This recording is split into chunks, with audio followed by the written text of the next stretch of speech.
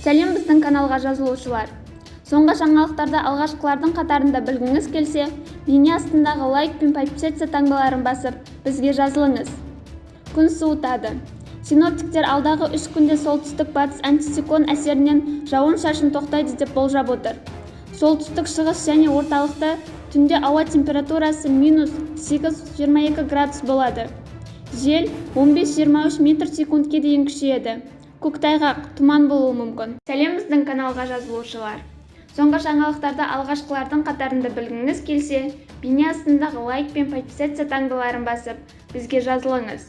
Түркістан облысында жүргізуші аялдамадағы тамақтану орнын қиратты. Алдымен 2 көлік бір-біріне соқтығысты.